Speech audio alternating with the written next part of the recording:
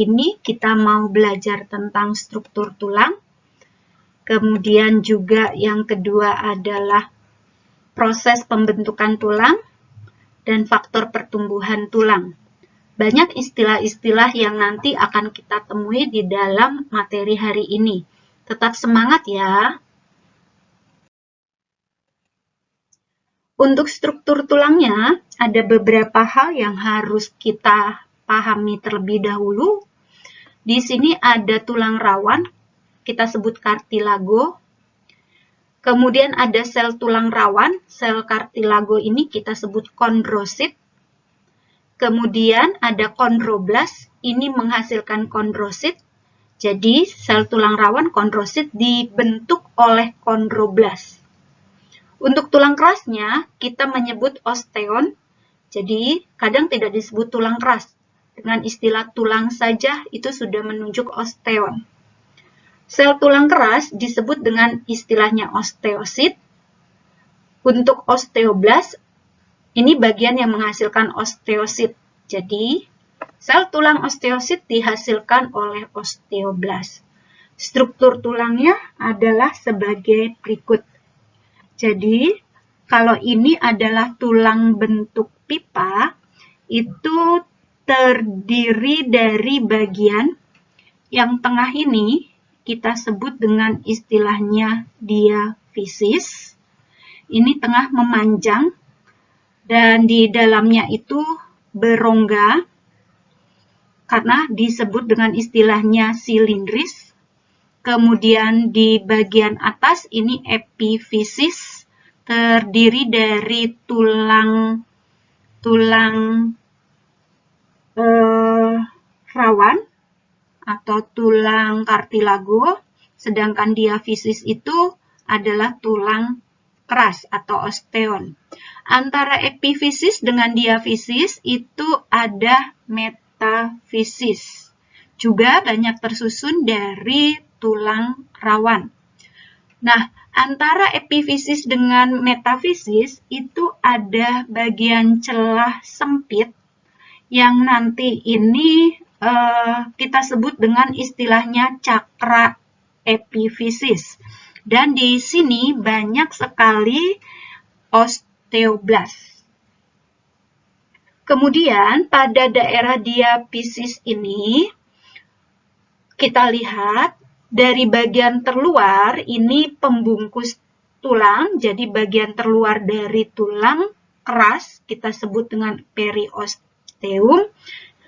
Kemudian pada bagian dalamnya itu akan terdapat rongga, di mana rongganya ini nanti akan berisi sumsum tulang. Jadi sumsum tulang ini nanti yang akan membentuk eritrosit, leukosit, dan juga trombosit. Juga pada tulang itu akan kita dapati bukan cuma sumsum tulang yang kuning, tetapi di sini biasanya kuning, ada juga sumsum tulang merah. Kemudian pada bagian tulang yang dari atas sampai bawah ini adalah tulang keras, tetapi pada bagian ujungnya ini kita sebut adalah tulang rawan atau kartilago. Nah, pada struktur tulang keras kita akan lihat bagian sebagai berikut bila dilakukan potongan secara melintang. Jadi kita akan temukan dua macam tulang keras, yaitu tulang kompak, tulang keras itu sendiri, dan tulang spons atau tulang berongga. Ini adalah tulang berongga atau spons, sedangkan ini adalah tulang kompak atau tulang keras. Di dalam tulang keras atau tulang kompak itu akan terdapat sistem yang kita sebut dengan istilahnya adalah sistem saluran Havertz. Pada sistem saluran Havertz ini, bila kita lihat diperbesar, itu bagian terdalamnya ada pembuluh darah dan juga pembuluh saraf. Nah, Di dalam sistem saluran Havertz ini nanti akan terjadi peristiwa penulangan. Jadi, tulang bertambah kuat ataupun juga nanti peristiwa pemanjangan atau pertumbuhan tulang. Di dalam sistem saluran Havertz ini banyak terdapat kapiler darah pada bagian tengah. Di sini dia akan mengangkut senyawa kapur, fosfor, juga senyawa-senyawa lainnya yang nanti menyebabkan tulang itu menjadi semakin keras. Dan pembentukannya itu dari daerah sisi dalam ke daerah sisi luar. Jadi dikatakan pembentukan tulangnya secara konsentris. Di dalam matriks tulang ini sendiri, pada dasarnya sudah banyak terdapat osteoblast. Ingat, osteoblast adalah yang menghasilkan osteosit. Osteosit sendiri adalah sel tulang keras. Kemudian, kita akan menjumpai lapisan-lapisan akibat aktivitas dari pertumbuhan tadi. Kalau kita lihat di sini ada 1 lapis, 2 lapis, 3 lapis, dan seterusnya. Lapisan ini yang kita sebut dengan lamela. Jadi di sini pada awalan terbentuknya proses pertumbuhan tulang itu sudah banyak terdapat osteoblast itu sendiri. Di dalam lamela nanti kita akan dapati rongga-rongga. Rongga-rongga ini yang kita sebut dengan istilahnya lakuna. Di dalam lakuna itu juga banyak terdapat osteoblast itu sendiri. Bahkan kadang osteoblast yang sudah mati itu akan membentuk rongga yang kita sebut lakuna. Kemudian antar osteoblast yang ada di dalam lakuna ini akan dihubungkan oleh tampak serabut-serabut halus ini adalah kanalikuli. Jadi kanalikuli ini juga nanti yang akan mentransfer makanan dari satu lakuna ke lakuna yang lainnya sehingga nanti pada setiap lapisan, pada setiap lamela akan terbentuk. Ini adalah struktur tulang keras kompak, dan tulang spons. Karena terdiri dari zat-zat yang mengakibatkan tulang itu menjadi keras, maka kita sebut tulang kompak atau keras, tetapi kalau terbentuk rongga-rongga yang besar, itu kita menyebutnya tulang spons. Sedangkan tulang rawan sendiri itu ada 3 macam. Jadi ada tulang rawan hialin, fibrosa, dengan elastis atau elastin. Yang mana ketiganya ini memiliki perbedaan. Kalau hialin itu memiliki warna yang putih atau biru transparan, sedangkan elastis ada yang kuning warnanya, fibrosa sendiri gelap keruh. Karena serat-serat yang ada di dalamnya itu lebih padat. Serat dominan pada hialin kita sebut serat elastik, sedangkan pada fibrosa kita sebut dengan kolagen. Elastis juga sama, seratnya adalah elastis. Untuk elastisitas dari tulang lunak atau kartilagos sendiri, hialin itu elastisitasnya paling tinggi, begitu juga dengan elastis. Sedangkan fibrosa ini paling rendah.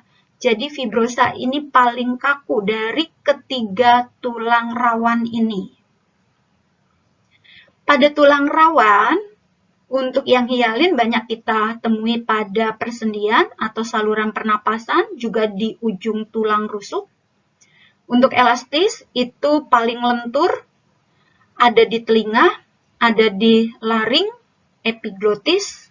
Untuk fibrosanya itu di antar tulang belakang. Jadi untuk tulang rawan kartilago ada 3, hialin, fibrosa, dan elastis. Sedangkan untuk tulang osteonnya ada 2, yaitu tulang kompak dan tulang spons.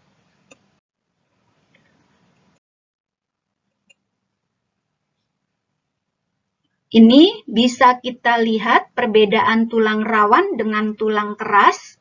Kalau dibuatkan tabelnya, jadi tulang rawan itu memiliki zat kapur dan juga zat perekat, hanya komposisinya berbeda. Kalau tulang rawan zat kapurnya sedikit, tulang keras banyak. Untuk tulang rawan zat perekat atau kolagen ini banyak, tulang keras sedikit. Sehingga nanti kelenturannya juga berbeda untuk tulang rawan dengan tulang keras. Zat penyusun dari kartilago itu adalah kondrosit. Ini ingat sel tulang rawan yang dibentuk oleh kondroblas. Sedangkan osteon itu memiliki sel osteosit yang dibentuk oleh osteoblas. Tadi sudah jenisnya ada 3, ada hialin, ada fibrosa, dan elastis. Sedangkan osteon ada kompak, ini yang padat, dan spons itu yang berongga. Sifatnya dari kartilago lentur, sedangkan osteon itu keras atau tidak lentur. Tadi untuk contohnya tulang rawan sudah banyak kita lihat, untuk tulang keras juga bisa temui di tengkorak atau misalnya pada tulang kering, tulang betis, dan seterusnya.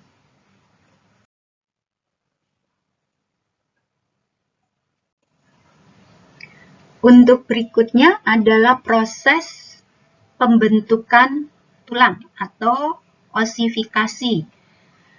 Di sini masih diingat juga beberapa istilah tadi, ada kartilago, kondrosit, kondroblas, osteon, osteosit, osteoblas. Juga ada istilahnya osteoklas. Osteoklas adalah perombakan sel atau matriks tulang. Kalau osifikasi, pembentukan tulang. Jadi, proses pertumbuhan tulang itu pada manusia berawal dari dalam kandungan 2-3 bulan maka sudah mulai terbentuk tulang. Tulang yang terbentuk adalah berasal dari jaringan embrional.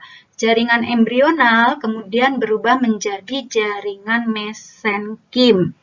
Nah, kemudian akan terbentuk kalau menjadi contoh di sini adalah tulang bentuk pipa, maka akan menjadi tulang bentuk pipa. Yang mana pada awalannya ini adalah tulang rawan, tapi banyak mengandung osteoblas. Jadi bentukannya adalah tulang rawan yang banyak mengandung osteoblas. Nah, tulang rawan ini dibungkus oleh selaput tulang rawan yang kita sebut dengan istilahnya perikondrium. Perikondrium. Nah, bagian yang paling banyak mengandung osteoblas itu adalah pada bagian tengah, ini diafise, dan pada bagian ujung, yaitu epifise atau epifisis. Kemudian di daerah tengah, ini sebagai sentral, itu banyak terdapat osteoblas. Akan segera dimulai peristiwa osifikasi atau proses pembentukan tulang. Sel-sel yang terbentuk itu terjadi secara konsentris. Ingat kembali, dia akan berbentuk lingkaran dari tengah menuju lapisan yang terluar pada sistem saluran Havers. Pada bagian sentral tulang pipa, maka akan terjadi perombakan sel-sel tulang oleh osteoklas. Perombakan ini mengakibatkan terbentuknya rongga yang nanti akan berisi sumsum, menjadi sumsum tulang. Kita ingat ada dua sumsum tulang, yaitu sumsum tulang merah sebagai tempat pembentukan sel darah merah, juga ada sumsum kuning sebagai tempat pembentukan sel lemak. Ketika masa bayi, sebenarnya sumsum tulang pipa ini sebagian besar terdiri dari sumsum merah. Tetapi dalam perjalanannya nanti akan berubah menjadi sumsum kuning. Di dalam sumsum tulang ini juga banyak terdapat kapiler darah dan serabut saraf. Sudah terbentuk rongga, kemudian juga terbentuk sumsum tulang, kemudian osteosit yang ada di sini akan mensekresikan zat protein yang akan menjadi nantinya matriks tulang. Karena adanya, ingat kembali, fosfor dan kalsium yang disuplai oleh pembuluh darah. Jadi ada pembuluh darah kapiler yang masuk, ini yang akan membawa fosfor dan kalsium. Sehingga terjadi peristiwa penulangan, tulang akan menjadi bertambah keras. Penulangan ini nanti terjadi pada diafise. Ini terjadi peristiwa yang kita sebut proses osifikasi primer. Terus akhirnya terjadi peristiwa penulangan karena pada daerah atas ini itu kalau kita masih ingat banyak terdapat sel-sel yang berongga. Sehingga mudah sekali terjadi proses pembentukannya. Nah, ternyata pada bagian ujung, yaitu pada bagian epifise, juga mengalami peristiwa yang sama. Mengalami peristiwa penulangan, di sini terjadi osteoklas, perombakan sel-sel, kemudian pembuluh darah masuk.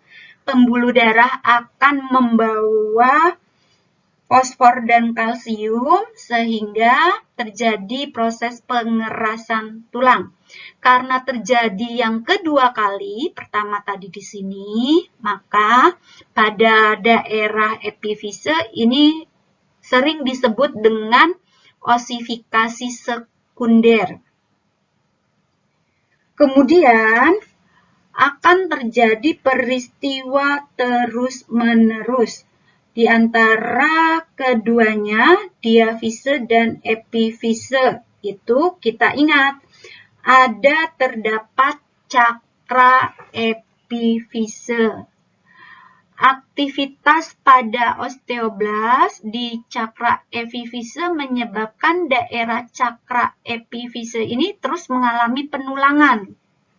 Sehingga seseorang dewasa terus tadinya bertambah panjang-panjang, tapi suatu saat dia tidak akan terjadi pertumbuhan karena sudah sampai, istilahnya habis, sudah sampai pada bagian ujung. Jadi kartilago yang di sini itu lama-lama habis menjadi tulang keras, sehingga tidak terjadi pertambahan tulang lagi atau akan berhenti. Itu adalah proses pembentukan tulang atau osifikasi. Berikutnya adalah faktor-faktor yang mempengaruhi pertumbuhan tulang seseorang. Ada faktor herediter atau genetik.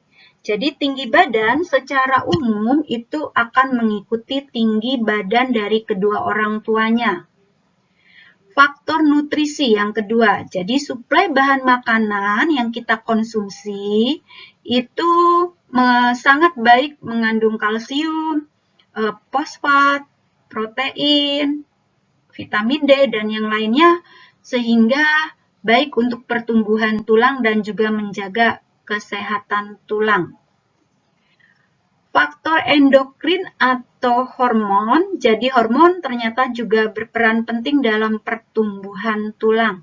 Karena nanti hormon-hormon ini ada yang menjaga atau memelihara kalsium di dalam tulang itu sendiri, ataupun untuk penyerapan kalsium oleh tulang itu juga hormon yang sangat mempengaruhinya. Kemudian juga ada sistem saraf. Gangguan sistem saraf itu dapat disebabkan oleh penyakit yang nantinya akan menghambat pertumbuhan tulang. Jadi, faktor tinggi kita bisa dipengaruhi oleh 4 hal ini. Itu untuk pembelajaran kita hari ini. Semoga kalian dapat memahaminya. Terima kasih, tetap semangat terus ya di dalam belajarnya teman-teman.